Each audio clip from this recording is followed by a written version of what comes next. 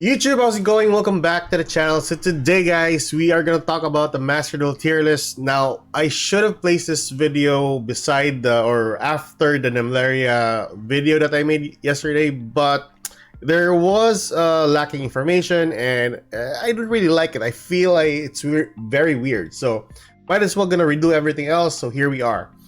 So the tier list is composed basically just on tier 1, tier 2, tier 3. Some experimental decks or some cards or some decks that needs more support and downright unplayable. So there are a couple of archetypes here. That includes also new cards that were added into the game, the new Dragon Rulers as well. We got the new Zodiacs added, also new supports for them. We got the new packs that supported the branded Despias, new Gate Guardian support. What else? I think there are a couple of cards here, but yeah, we're getting ahead of ourselves. So first and foremost, we're talking about branded Despia, which garnered the latest support that made them really broken or really crazy nowadays for Master Duel. So people are running 60 cards always for branded Despia, and with the new expulsion, with the new Sanctifier Dragon, they are really formidable. Expulsion before was the main issue there, but yeah, the monsters that locks you out wasn't really banned. So I think this is the time where Konami starts banning those type of cards, because Sanctifier is okay though. It's just those cards that locks you out.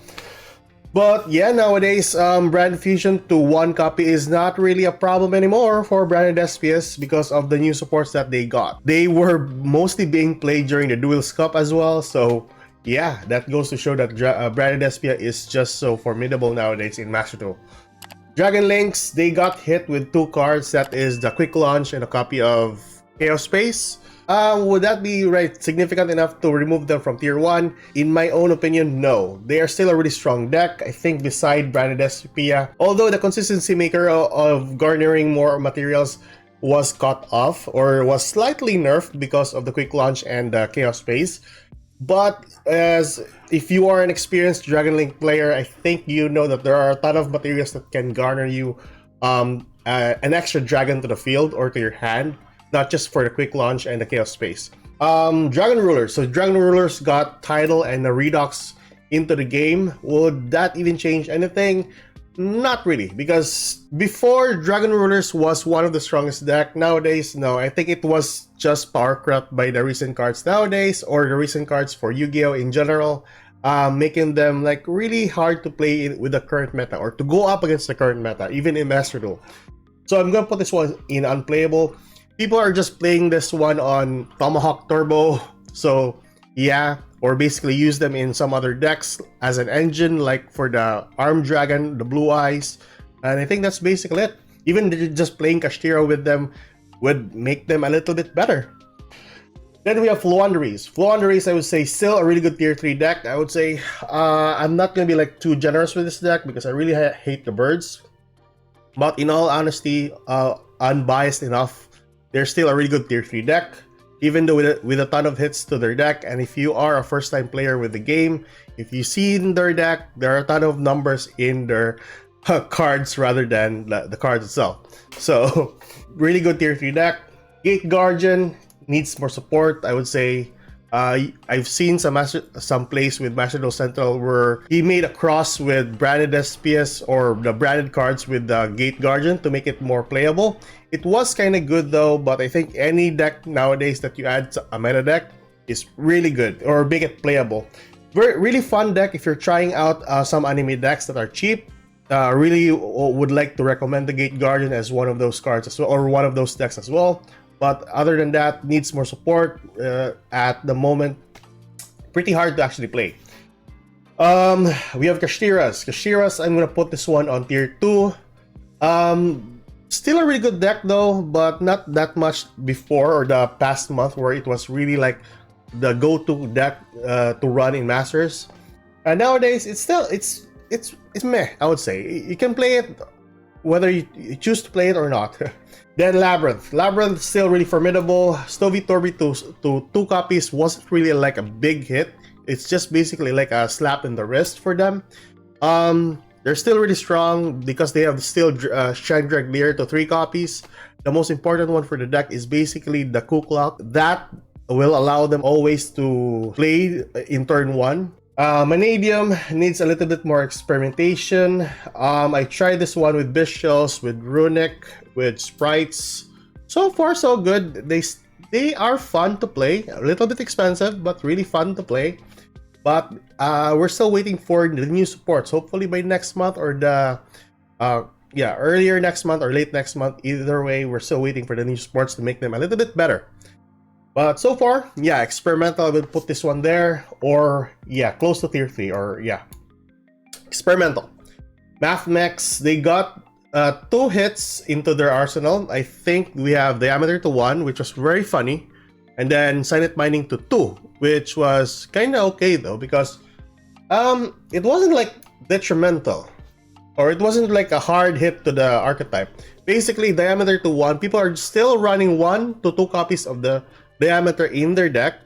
The Silent Mining allows you to gain more consistency. Well, it's not really a big issue because there are some other cards that allows you to gain access to another Cyber Sponsor. It's still perfectly fine for the archetype. Really powerful. Very scary if you let them do their combo. Really good tier 1 deck. Also, Mikankos, I'm gonna put this one on between Kashira and Labyrinth. Really good go second deck, really good go second or go first deck as well. I can't say anything about this deck. It's kind of like the new Numeron, but in a okay kind of way, you know, like that. So I'm gonna put this one on tier 2. Runic, the Fountain to 1 was so bad for the deck. If you're running it purely on Runic, it's so bad, it's really unplayable. But if you are gonna play that one with the new Vanadium, really good, or with Plunder Patrol, or even the Naturia, it's still a really strong deck. I would say it depends on what archetype you actually add with the Runic that makes it a little bit playable, in my own opinion, for Master Duel. Punks, I'm gonna put this one in front of Floandries in tier 3. Really good deck, not crazy. They're still playable in Masters, by the way, or even in Diamond. People are still using them with Kashiras. Really fun deck. I think with the new Gold Pride, they would be a little bit better. But at the moment, I would say they're still on like tier 3, basically. Purely's got, what was it? 2 hits with, I think, Purely and Delicious Memory, yeah. It's basically because of the Ghost Trick engine that people are running non-stop, and that was one of the most craziest builds that they actually made. Purely to 2 copies was like a nerf to the deck. Not significantly, but just a nerf. The Delicious Memory was, I think, was just a relief for me actually, because that card was just so insane on 3 copies. At least there's 2 now that you can just, you know, take note. Then we have Scareclaw. Scareclaw is basically, I'm gonna put this one on top of tier 3. Really good go second deck. If you're gonna go first with this, it is possible. I have no questions with the deck. Really fun deck as well. Controls the board for your opponent's monster as long as they can't out the tryhard, then you are basically winning most of your games. Then we have Sprites. I think it's basically experimental.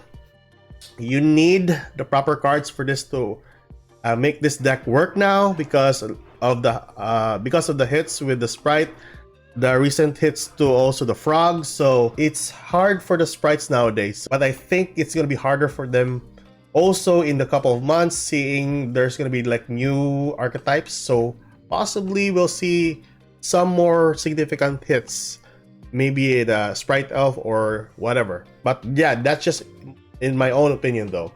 But let's see. Experimental for Sprite.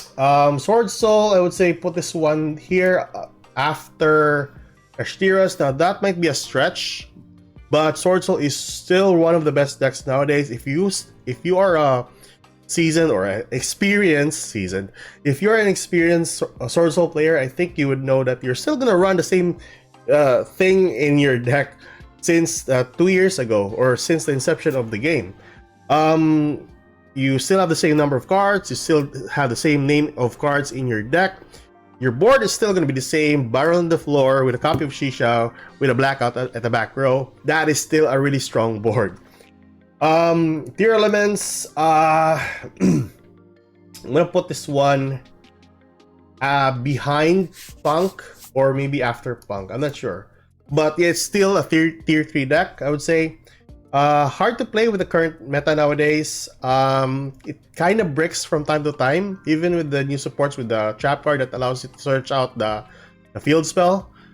But yeah, I'm not really a fan of having one brick added to the game also. But regardless, yeah, basically tier 3. A Vanquish Soul, tier 1. No questions asked. Really fun deck, really good deck. A ton of brain power you need for this deck to actually work. For this deck to work, I mean, Zodiacs is the last archetype, and basically it's unplayable. Purely, it's unplayable because even with the wrap tier to 2 copies or what, it's really hard to play with the current meta nowadays. Unless if you're like splashing Kashira with it, then it's basically like tier 3 or almost tier 2. But yeah, purely Zodiacs, pretty hard. So that is the tier list for you guys. Tell me your thoughts on the tier list. Did I miss anything? Is there anything you want to change with the tier list? If so, tell me in the comment section below. And that is it for today. If you like this kind of content, like and subscribe. And I'll see you guys in the next video. Goodbye.